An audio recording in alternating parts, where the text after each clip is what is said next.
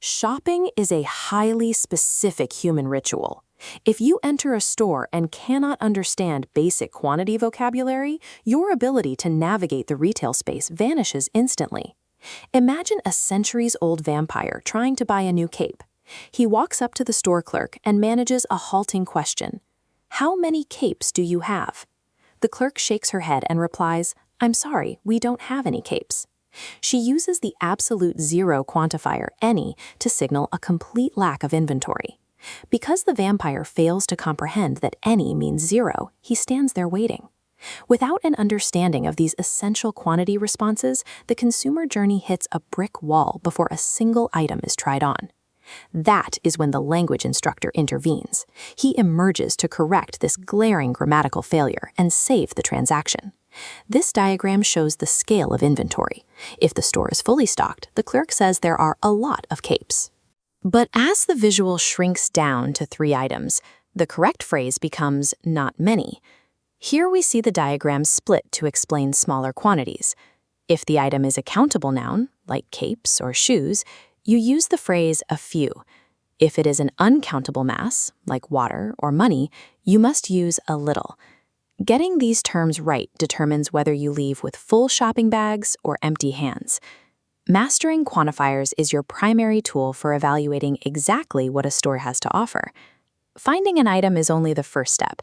Next, you have to survive the physical trials of the fitting room.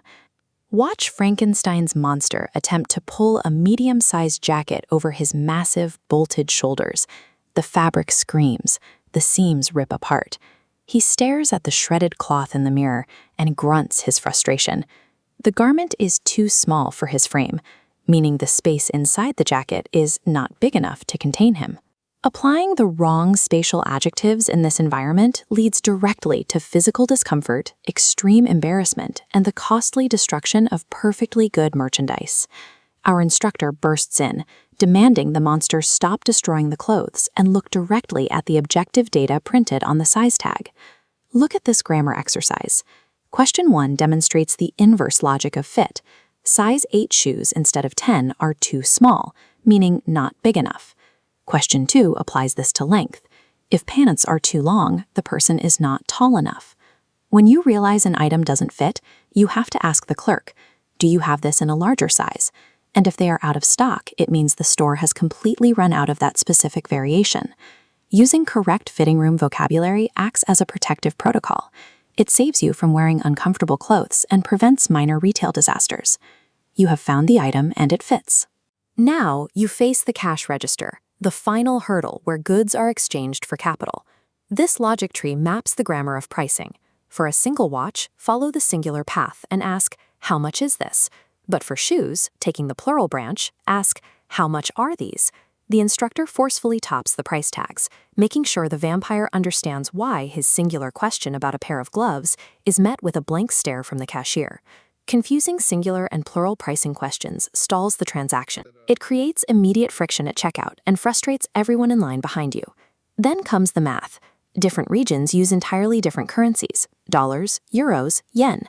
If you bring foreign cash to the register, you have to ask the cashier for the current exchange rate. The vampire tries to pay with a pouch of ancient gold coins. The cashier refuses.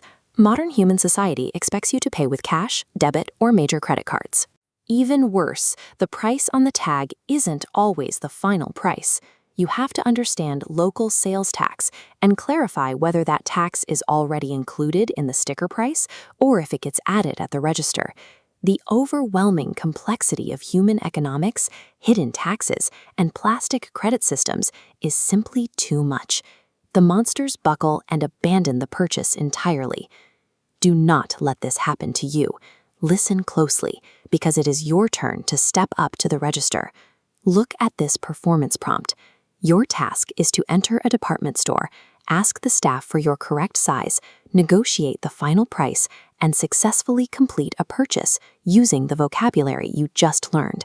Applying these precise linguistic rules is the only way to survive the retail gauntlet.